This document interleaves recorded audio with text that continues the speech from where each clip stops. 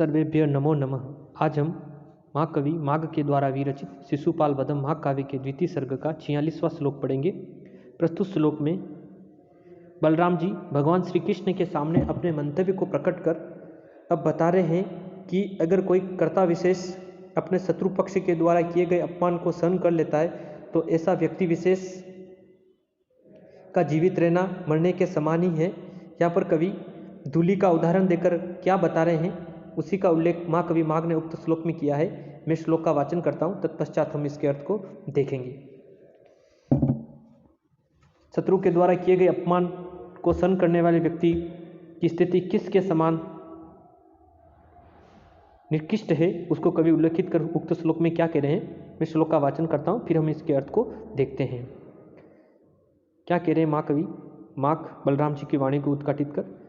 पादाहतं यद उत्थाय मूर्धानम अधिरोहति स्वस्ताद्व एव अपमाने अपि देहिनः तद्वरम रजः।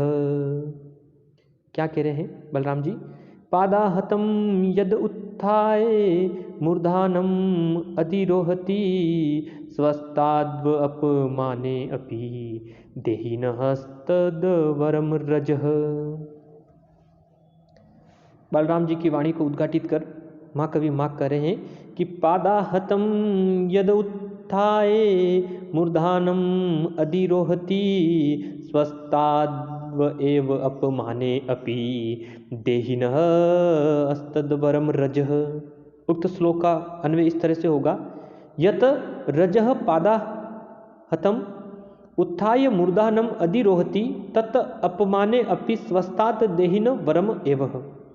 यत रज पादाहतम, यत रज, रज का अर्थ धूल है ना, कि यत रज यानी जो धूली, पादाहतम यानी पैर से आहत होने पर यानी पैर से ठोकर खाने वाले पर या पैर से ठोकर देने पर, उत्थाय यानी उड़कर, मूर्धानम, मूर्धानम का अर्थ ठोकर मारने वाले के, मूर्धन का अर्थ सिर पर यानी ठोकर मारने वाले के सिर पर आरोहित यानी उस पर क्या होती है, चढ़ती है, उस पर आरोहण करती है। तथा यानी वह धूलि अपमाने अपि यानी शत्रु पक्ष के द्वारा किए गए अपमान होने पर भी स्वस्था यानी स्वस्थ रहने वाले, यानी कोई शत्रु अपमान करता है लेकिन फिर भी अगला व्यक्ति विशेष कोई जवाब नहीं रहता, स्वस्थ रहता है, उसका कोई प्रतिकार नहीं करता है। देही ने यानी उन मनुष्यों से वरम एव यानी अच्छी ही है। यानी महाकवि माघ की वाणी को उद्घाटित कर बलराम जी की महाकवि माघ कह रहे हैं कि यत रज पादाहतम यानी जो धूलिकण, पादाहतम यानी पैरों से आहत होकर, उत्थाय यानी उड़कर, मूर्धा नाम यानी ठोकर मारने वाले के सिर पर आरोती यानी चढ़ती है। तथा यानी वह धूलि अपमाने अपि यानी शत्रु के द्वारा किए गए अपमान पर भी कोई व्यक्ति विशेष स्वस्थ यानी स्वस्थ रहने वाले देही यानी मनुष्यों से वरम यानी अच्छी है। यानी महाकवि माघ बलराम जी की वाणी को उद्घाटित कर बलराम जी भगवान श्री कृष्ण के सामने अपने मंतव्य को प्रकट कर रहे हैं कि एक धूलि जो एक निर्जीव वस्तु है और एक धूलि भी अगर किसी व्यक्ति विशेष की ठोकर से अगर उसको आहत होती है तो वो धूलि क्या होती है, उसके ठोकर से उड़कर उसके सिर पर जाकर बैठती है। जब एक धूलि अपने अपमान को सहन नहीं कर सकती है, लेकिन उसी प्रकार से अगर कोई कर्ता विशेष शत्रु के द्वारा किए गए या किसी पक्ष के द्वारा किए गए अपमान को बार बार सहन करता है तो ऐसा व्यक्ति विशेष उस धूलि से तो निकृष्ट है, उससे तो वह धूलि अच्छी है जो क्या कर रही है, अपना अपमान करने वाले व्यक्ति के सिर पर जाकर चढ़ जाती है। इस तरह से इस श्लोक में महाकवि माघ ने उस धूलि को भी अच्छा बताया है जो ठोकर खाकर ठोकर मारने वाले व्यक्ति के सिर पर चढ़ जाती है। वह व्यक्ति जो अपमान को चुपचाप पी लेता है वह धूल से भी तुच्छतर है। यहाँ धूलि को उस व्यक्ति से बढ़कर बताने के कारण यहाँ पर व्यतिरक अलंकार एवं अनुष्टुप छंद की छटा विद्यमान है। एक बार पुनः श्लोक का वाचन कर इसके अर्थ को पुनः देखते हैं। क्या कह रहे बलराम जी अपने मंतव्य को प्रकट कर भगवान श्री कृष्ण के सामने। पादाहतं यद उत्थाय मूर्धानम अधिरोहति स्वस्ताद्व अपमाने अपि देहिनस्तद्वरम रजः। यत रजः यानी जो रज यानी जो धूलि, पादाहतम यानी पैरों से आहत होकर, उत्थाय यानी उड़कर, मूर्धानम यानी ठोकर खाने वाले के सिर पर आरोती यानी चढ़ती है, आरोहण करती है।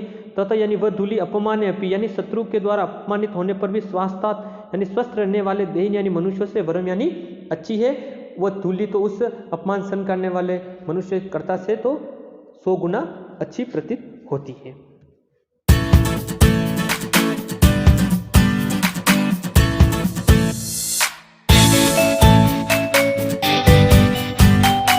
नमो नमः। आज हम महाकवि माघ के द्वारा विरचित शिशुपाल वधम माघ काव्य के द्वितीय सर्ग का 47वां श्लोक पढ़ेंगे। प्रस्तुत श्लोक में महाकवि माघ बलराम जी की वाणी को उद्घाटित कर क्या कह रहे हैं। अब बलराम जी भगवान श्री कृष्ण के सामने अपने मंतव्य को प्रकट कर बता रहे हैं कि अगर कोई कर्ता विशेष जाति, क्रिया, गुण आदि पुरुषार्थ रूपी जो अपने जाति, क्रिया या गुण के द्वारा व्यक्ति सुशोभित नहीं होता, तो ऐसे व्यक्ति विशेष साधारण व्यक्ति मात्र ही है, केवल संज्ञा मात्र के लिए वह पुरुष है। ऐसे व्यक्ति तो निश्चित ही दया के पात्र, उनमें स्वाभिमान का कोई लक्षण प्रतीत नहीं होता, ऐसे व्यक्ति का जीवन लेना निरर्थक है। तो उन्हीं बातों को बलराम जी की वाणी को उद्घाटित कर महाकवि माघ क्या कह रहे हैं, मैं श्लोक का वाचन करता हूँ, तत्पश्चात हम इसके अर्थ को देखेंगे। क्या कह रहे हैं, साधारण जन की विशेषताओं को उल्लेखित कर महाकवि माघ क्या बता रहे, असंपादयतः कश्चित् अर्थम जाति क्रिया गुणे यदृच्छा शब्दवत पुंसः संज्ञाए जन्म केवलम। क्या कह रहे हैं बलराम जी, असंपादयतः कश्चित् अर्थम जाति क्रिया गुणे यदृच्छा शब्दवत पुंसः संज्ञाए जन्म केवलम। श्लोक का अन्वय इस तरह से होगा, जाति क्रिया गुणे कश्चिद अर्थम असंपादयतः पुंसः जन्म यदृच्छा शब्दवत संज्ञाय केवलम।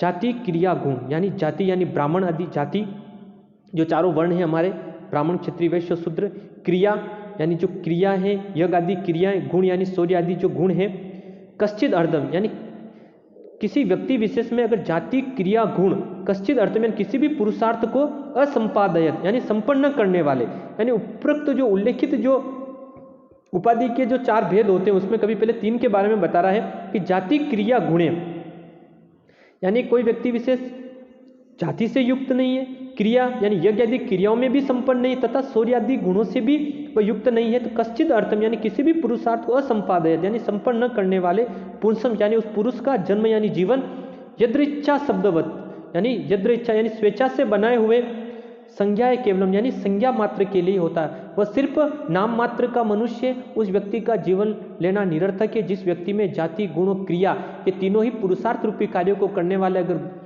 क्रिया रूपी ये कर्म जो अगर उसके अंदर विद्यमान नहीं है, तो ऐसा व्यक्ति सिर्फ कहने के लिए मनुष्य मात्र है, वरना उस व्यक्ति का इस लौकिक जीवन में कोई महत्व नहीं है। इसीलिए बलराम जी भगवान श्री कृष्ण के सामने अपने मंतव्य को बताकर कह रहे हैं कि जाति क्रिया गुणे यानी जाति यानी चारों जो वर्ण है उन जाति से युक्त नहीं है कोई कर्ता विशेष, क्रिया यानी यज्ञ आदि क्रियाओं तथा गुण यानी शौर्य आदि गुणों से भी युक्त नहीं है, कश्चित अर्थम यानी किसी भी पुरुषार्थ को असंपादयत यानी संपन्न न करने वाले, पुंसम यानी उस मनुष्य का उस पुरुष का जन्म यानी जीवन, यद्र इच्छा शब्दवत यानी स्वेच्छा से बनाए हुए रित आदि शब्दों की भांति, संज्ञा केवल यानी संज्ञा मात्र का बोध कराने के लिए वह मनुष्य है, वरना उस व्यक्ति का जीवन लेना निरर्थक है।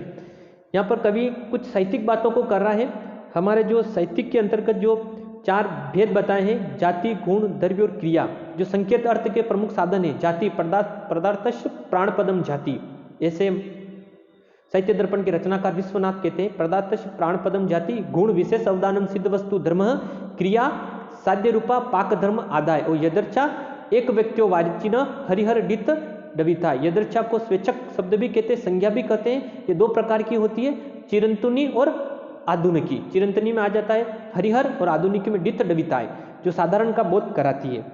तो कवि यहाँ पर यही बात बताना चाह रहा है कि किसी भी वस्तु के प्राणपद धर्म को जाति कहते हैं, यानी पदार्थस्य प्राणपदम जाति, जैसे गो आदि तत्व। क्रिया क्रिया साध्य रूपा यानी क्रिया चलने का आदि का नाम क्रिया है। कहने का तात्पर्य कि जो प्रारंभ से लेकर अग्नि को जलाने से लेकर उस पर बनने वाली जो कोई भी पदार्थ है वो उसके बनने तक जो निर्मित होती है वह क्रिया कहलाती है, इसलिए क्रिया साध्य रूपा। और गुण विशेष अवदानम सिद्ध वस्तु धर्म, गुण क्या होता है, सिद्ध होता है, एक वस्तु को दूसरी वस्तु से पृथक करने वाला विशेष अवदान का जो हेतु होता है वह गुण कहलाता है, जैसे काला, नीला, पीला इत्यादि। और यदृच्छा संज्ञावाचक शब्द होते हैं जो दो प्रकार के होते हैं, मैंने बताया अभी आपको, चिरंतनी और आधुनिकी। तो इस श्लोक में कवि ने अपने साहित्य शास्त्र विषय पांडित्य का संकेत किया है। साहित्यिक जाति गुण क्रिया यदृच्छा में संकेत मानते हैं, इन चारों का नाम ही उपाधि है।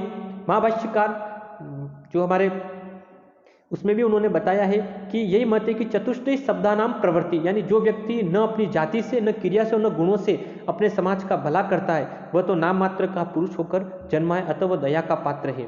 इस तरह से उक्त श्लोक में बलराम जी यही बता रहे हैं कि जिस व्यक्ति विशेष में तो जाति, क्रिया और गुण ये चारों ही तीनों ही मनुष्यता के प्रमुख जो धर्म अगर उसमें विद्यमान नहीं है तो ऐसा व्यक्ति विशेष सिर्फ नाम मात्र का ही पुरुष है, उस व्यक्ति का जन्म लेना निरर्थक है। एक बार पुनः श्लोक का वाचन कर इसके अर्थ को पुनः देखते हैं। असंपादयतः कश्चित् अर्थम जाति क्रिया गुणे यदच्छा शब्दवत पुंसः संज्ञाए जन्म केवलम। जाति, क्रिया, गुणे यानी ब्राह्मण आदि जो चारों वर्ण हैं वे क्रिया यानी आदि क्रियाएं, यज्ञ आदि क्रियाएं, शौर्य आदि गुणों से कश्चित अर्थ यानी किसी भी पुरुषार्थ को असंपादयत यानी संपन्न न करने वाले पुरुषम यानी उस मनुष्य का, उस पुरुष का जन्म यानी जीवन यद्र इच्छा शब्द यानी स्वेच्छा से बनाए हुए डित आदि शब्दों की भांति संज्ञा है केवलम, केवल संज्ञा मात्र के लिए ही वह सुशोभित होता है। ऐसे व्यक्ति का जन्म लेना निरर्थक है।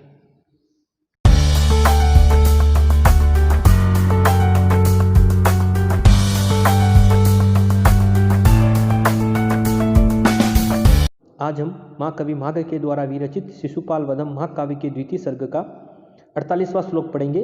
प्रस्तुत श्लोक में सभा वेदी पर बैठे हुए भगवान श्री कृष्ण के सामने बलराम जी अपने मंतव्य को प्रकट कर कहते हैं कि इस लौकिक जगत में अक्रमण्य पुरुष की समाज में कोई उसका आदर नहीं है, उसकी निंदा ही होती है, लेकिन पुरुषार्थी पुरुष ही समाज में आदर का पात्र होता है। इस प्रकार से उक्त श्लोक में बलराम जी अक्रमण पुरुष की निंदा और पुरुषार्थी पुरुष की प्रशंसा करते हुए क्या कहते हैं उसी का उल्लेख महाकवि माघ ने उक्त श्लोक में किया है। मैं श्लोक का वाचन करता हूं, तत्पश्चात हम इसके अर्थ को देखेंगे। बलराम जी की वाणी को उद्घाटित कर महाकवि माघ क्या कह रहे हैं। तुंगत्वमित्राद नद्रो नेदम सिंधाव अगाधता अलंघनीयात हेतु भयम तन मनस्विनी। क्या कह रहे बलराम जी। तुंगत्वम इतरा न अद्रो नेदम सिंधाव अगाधता अलंघनीयात हेतुर भयम तन मनस्विनी। श्लोक का अन्वय इस तरह से होगा।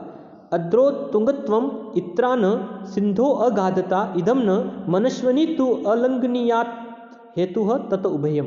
अद्रो, अद्रो से तात्पर्य यहाँ पर पर्वत से, जो एक स्थान से दूसरे स्थान पर गमन नहीं कर सकता उसे अद्रो के संदर्भ में आया।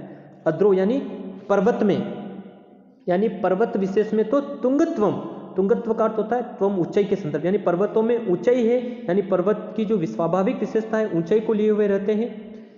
पर्वतों में ऊंचाई मिलते इत्रा न हो, लेकिन उसमें गहराई नहीं होती है।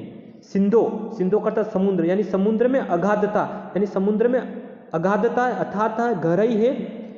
इदम, लेकिन ऊपर जो तुंगत्वम नहीं है यानी उसमें ऊंचाई नहीं है, परंतु मनस्विनी तु, लेकिन जो मनस्वी पुरुष है, पुरुषार्थ पुरुष से अलंघनीयातम हेतु यानी अलंघनीयता के कारण, यानी शोभायमान के कारण, अलंकार के कारण, अलंकृतता के कारण तत् उभयम यानी ये दोनों ही, यानी उनमें पर्वत के समान ऊंचाई और सागर के समान उनमें गहराई विद्यमान रहती है। इसलिए बलराम जी कह रहे हैं कि पर्वत के अंदर तो एक ही अलंकृतता है, वह उसमें ऊंचाई रहती है, वह उसका स्वाभाविक गुण है। समुद्र में ऊंचाई नहीं है, गहराई है, लेकिन जो मनुष्य पुरुष होते, पुरुषार्थ पुरुष होते, जो स्वाभिमानी से व्यक्ति विशेष युक्त होता है, वे पर्वत के समान उनके स्वाभिमान होता है, यानी ऊंचाई होती और समुद्र के समान उनमें गहराई विद्यमान रहती। इसीलिए ऐसे व्यक्ति विशेष कभी शत्रु पक्ष के द्वारा किए गए अपमान को कभी सहन नहीं करते, वे उसका प्रतिकार अवश्य रूप से करते। ये स्वाभिमानी पुरुषों की विशेषता है। इसीलिए बलराम जी कह रहे हैं कि अद्रो, अद्रो यानी पर्वत में तुंगत्वम यानी ऊंचाई है, इत्राहन लेकिन उनमें गहराई विद्यमान नहीं है, सिंधु अगाधता यानी सिंधु में यानी समुद्र में अगाधता विद्यमान है,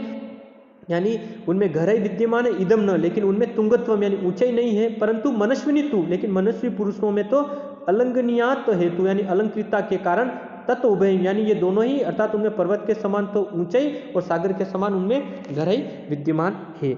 इस प्रकार महाकवि माघ के संदर्भ में बलराम जी कह रहे हैं कि मनुष्य पुरुष पर्वतों और समुद्रों से भी बढ़कर है, उनका अपमान नहीं किया जा सकता है। इसलिए बलराम जी कह रहे हैं कि शिशुपाल हमारा अपमान कर रहा है, ये कैसे सहन किया जा सकता है, हमें उसका प्रतिकार करना ही चाहिए, हमें तुरंत शिशुपाल पर आक्रमण कर उसका वध कर देना चाहिए। इस तरह से बलराम जी अपने मंतव्य को उक्त श्लोक में प्रकट कर रहे हैं। एक बार पुनः श्लोक का वाचन कर इसके अर्थ को पुनः देखते हैं। क्या कह रहे बलराम जी।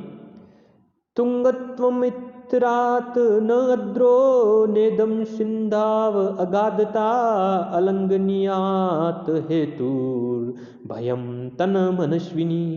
अद्रो, अद्रो यानी पर्वत विशेष में, तुंगत्वम यानी ऊंचाई है, इत्रहन यानी उनमें गहराई विद्यमान नहीं है, और सिंधु यानी समुद्र में, अगाधता यानी अथातता है, गहराई है, इदम यानी ये तुंगत्व यानी ऊंचाई विद्यमान नहीं है, परंतु मनस्विनी तू, लेकिन मनस्वी पुरुषों में तो अलंघनीयात हेतु यानी अलंकृतता के कारण, अलंकृतता के कारण, शोभायमान के कारण, तत्उभयम यानी ये दोनों ही, अर्थात पर्वत के समान उच्चता और सागर की तरह अगाधता उनमें विद्यमान है। इस तरह से बलराम जी भगवान श्री कृष्ण को कह रहे हैं कि हम स्वाभिमानियों की श्रेणी में आते हैं, अतः हमें तुरंत ही शिशुपाल का वध करना चाहिए और शत्रु का प्रतिकार करना ही एक स्वाभिमानी जो व्यक्ति विशेष होता उसका धर्म होता, और यही राजनीति है।